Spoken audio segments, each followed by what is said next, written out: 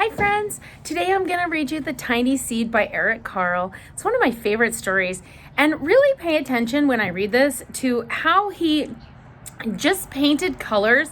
So this looks like red and orange, maybe a little bit of yellow. And if he wanted to lighten it up, he'd add white. That's right. And if you wanted to darken it up, he'd add black. So you got that right. We did that in the beginning of the school year when we made our clouds. Do you guys remember that?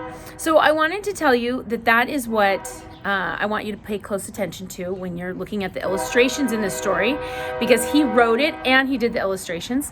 What I also want you to notice is how the tiny seed gets to his new place. It's kind of exciting. And since we're talking about plants and Earth Day this week, so here we go. The Tiny Seed by Carle. In autumn, there's seasons. We know about seasons. In autumn, a strong wind is blowing, and it blows flower seeds high in the air and carries them far across the land. One of the seeds is tiny, smaller than any of the others. Will it be able to keep up with the others? And where are they all going? Make your prediction. One of the seeds flies so high above the others. Up it goes, so high that the hot rays burn it up. But the tiny seed sails on. Look, this one caught on fire. Got too close to the sun. Another seed lands on a tall and icy mountain. The ice never melts, and the seed cannot grow. The rest of the seeds fly on, but the tiny seed does not go as fast as the others. So that means this must be the tiny seed. Now they fly over the ocean.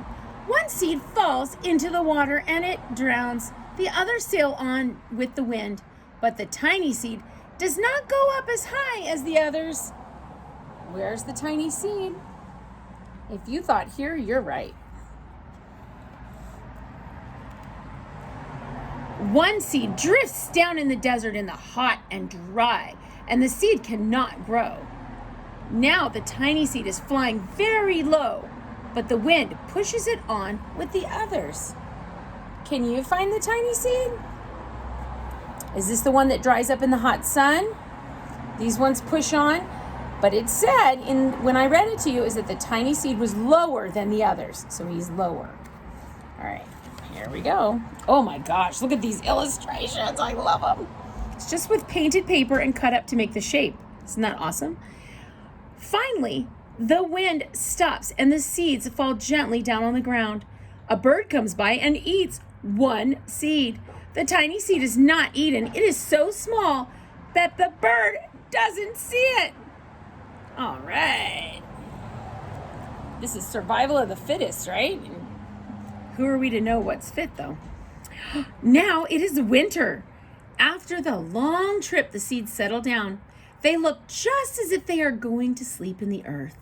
Snow falls and covers them like a soft white blanket. A hungry mouse that also lives in the ground eats a seed for his lunch. But the tiny seed lies very well, and the mouse does not see it.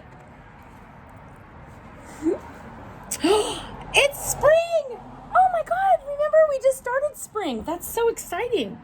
After a few months, the snow has melted and it is really spring. Birds fly by, the sun shines, the rain falls. They say April showers bring May flowers. That's a sign of spring. The seeds grow so round and full that they start to burst open a little. Now they are not seeds anymore. They are plants. First, they send roots down into the earth. Then their little stems and leaves begin to grow up toward the sun and air. What does a plant need? A plant needs sun, soil, which is like food, and air. So here we go. There is another plant that grows much faster than the new little plants. It is a big weed, and it takes all the sunlight and the rain away from the small new plants, and that little plant dies. The tiny seed hasn't even begun to grow yet. It'll be too late. Hurry up, little seed. But finally, it starts to grow into a plant. It might be this one. The warm weather also brings the children out to play. They too have been waiting for the sun in springtime. One child doesn't even see the plants and he runs along and he breaks one. Now it cannot grow anymore. The tiny plant that grew from a tiny seed is growing fast. But its neighbor grows even faster, and before the tiny plant has even 3 leaves, 1, 2, 3, the other plant has 7. And look, a bud, and now even a flower. But what is happening? First, there are footsteps. Then a shadow looms over them. Then a hand reaches down and breaks the flower. Somebody picked the flower.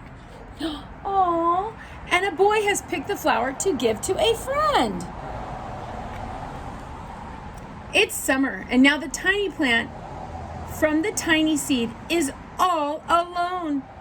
It grows on, and it doesn't stop. The sun shines on it, and the rain waters it, and it has many leaves, and it grows taller and taller. It is taller than the people. It is taller than the trees. It is taller than the houses. Now a flower grows on it. People come from far and near to look at this flower. It is the tallest flower they have ever seen. It's a giant flower. All summer long, the birds and the bees and the butterflies come visiting. They have never seen such a big and beautiful flower. Now it is autumn again, and the days grow shorter, the nights grow colder, and the wind carries yellow and red leaves past the flower. Some petals drop the giant flower, and they sail along with the bright leaves over the land and down to the ground. The wind blows even harder, and the flower has lost almost all of its petals. It sways and bends away from the wind, but the wind grows stronger and shakes the flower one more. The wind shakes the flower, and at this time, the flower's seed pods open up. Out come many tiny seeds that quickly sail far into the wind. The end. What I love about that story is how that mighty flower grows from such a tiny seed, just like you. All right, see you later. Bye, guys.